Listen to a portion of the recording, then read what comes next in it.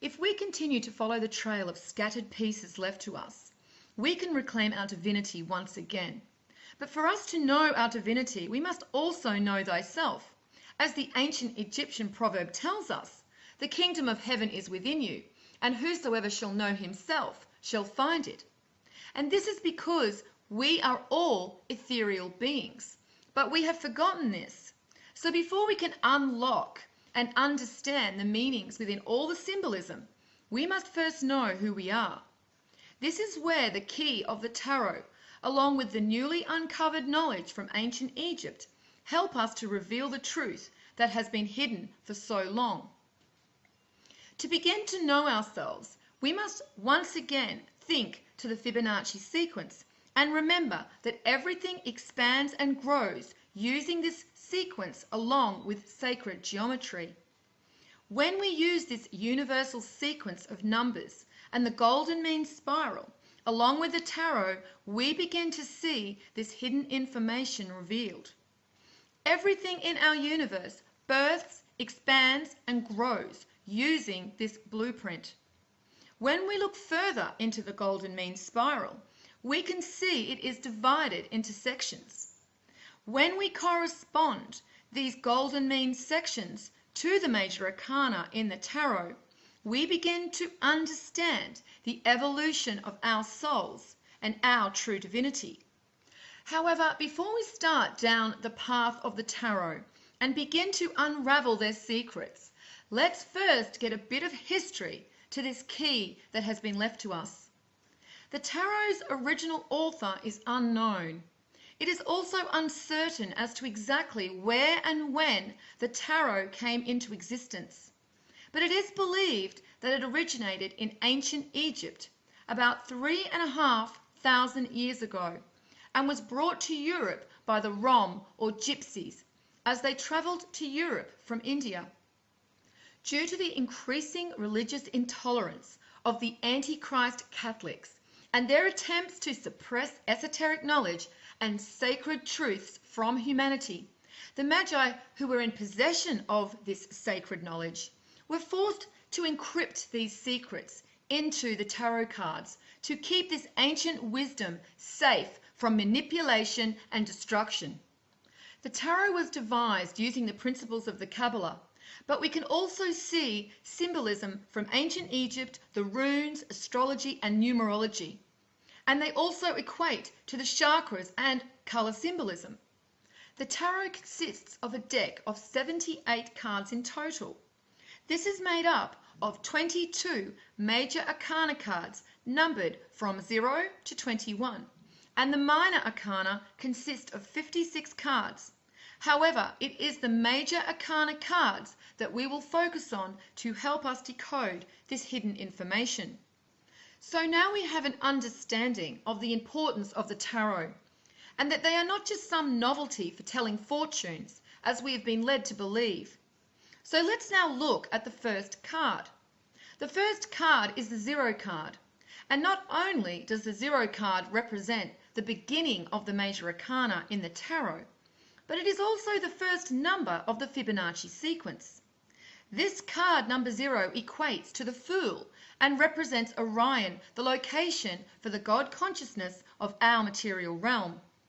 We can see this also in the Visconti tarot cards that surfaced around the 15th century.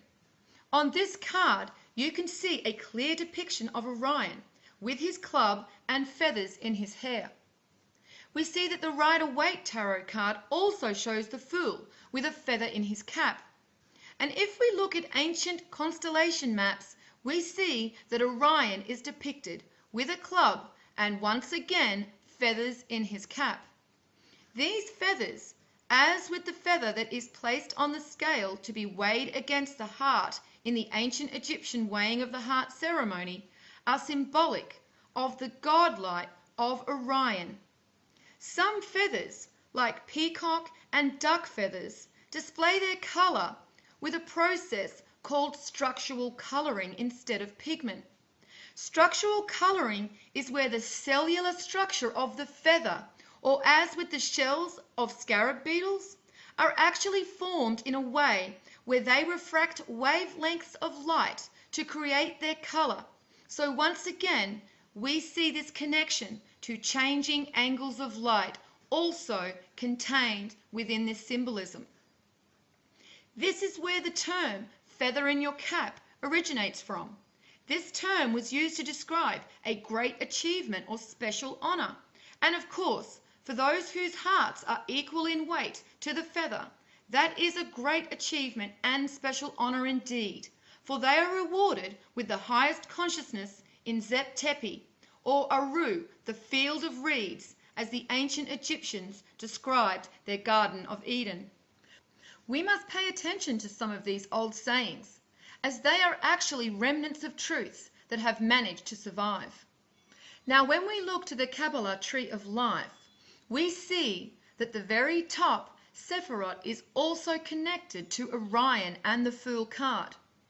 This Sephiroth is called Kether, which means crown.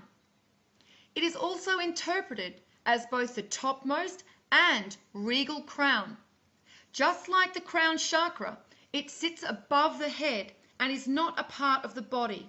And this is also why it is known as the crown, because a crown is worn above the head. The symbol of the crown is also seen in many alchemical drawings of the male and female twin souls, and is symbolic of the reuniting with God consciousness, and thus being crowned. This is why royalty wears crowns, as they are emanating this crowning of God consciousness. However, they are nothing but mere frauds that took the opportunity to enslave the masses and crown themselves. All of the other Sephiroth below the crown are likened to the body, which starts with the head, depicted by Chokmah and Binah, with Daleth symbolic of the third eye chakra directly located in the middle. The third eye is also related to the pineal gland, if we are to take the perspective of this area in the physical and not the ethereal body. Daleth is also called the door, or the door of the tent, and is symbolic for this energy point being the gateway to God consciousness, which is located at the crown.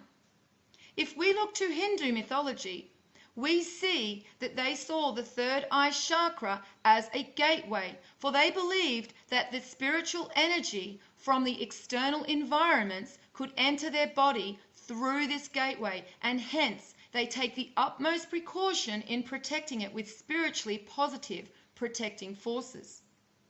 From this point in the Kabbalah tree, it descends downwards until it reaches the root chakra that equates to Malkuth. But the symbolism on the Fool card is not only symbolic of Orion, our God consciousness. It is also symbolizing the potential soul before it has been birthed into existence and splits into twin souls of male and female. Once again, if we look to Kether on the Kabbalah tree of life, it represents the primal stirrings of intent in the Ein Sof. Ein Sof in Kabbalah means God prior to his self-manifestation. And this is because God manifests a part of himself within the souls that are birthed onto the material realm. It is also said that Kether is so sublime, it is called in the Zohar the most hidden of all hidden things, and is completely incomprehensible to man. This is once again speaking of God, for what else but God can be so incomprehensible to man? On the card we see the Fool is being depicted in the ethereal, walking towards the cliff's edge in innocence, completely unaware that he is about to be manifest onto the material realm below. In his pack he is holding the unknown potential of the souls. We see this is also connected to Kether in that it contains all the potential for content, though it contains no content itself, and is therefore called nothing. And we know the number 0 also equates to nothing. The soul's purity is also symbolized by the white flower. At this point, as the number 0 and Kether symbolizes, They are still only just a potential in God's consciousness, for they are not yet manifest. The white sun is symbolic of the galactic core Atum, and the dog is representing Sirius, or Canis Majoris, which is also called the dog star.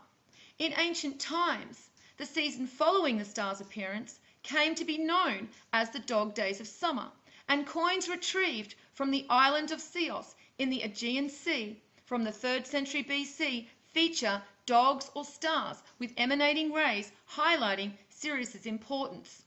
Orion's belt also points to the brightest star in the sky, and that star is Sirius.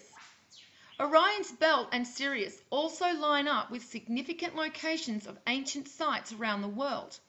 We see this with the Hopi Mesas that lines up with Orion's belt, and then we see Sirius correlating to the Chaco Canyon. In Mexico City, the Street of the Dead lines up with Orion's belt, and Sirius correlates to the largest pyramid complex in the world, Cholula, the Great Pyramid of the Sun. In Egypt, we see that Orion's belt lines up with the 3 pyramids of Giza, and Sirius lines up to Heliopolis, which is one of the oldest cities in Egypt, and also known as the City of the Sun. So we can see that Orion and Sirius are definitely related to each other and have an important connection. So it is not surprising we see the symbol for Sirius in the form of a white dog on the Fool card. In the other symbolism of the card, we see the ice and the sun, symbolic of the polarity of God's infinite energy. For energy is always equal in polarity of positive and negative. That is what gives energy its force and momentum. So now that we understand what the Fool card is really representing, we will now look at the male and female twin souls once they have manifest into existence.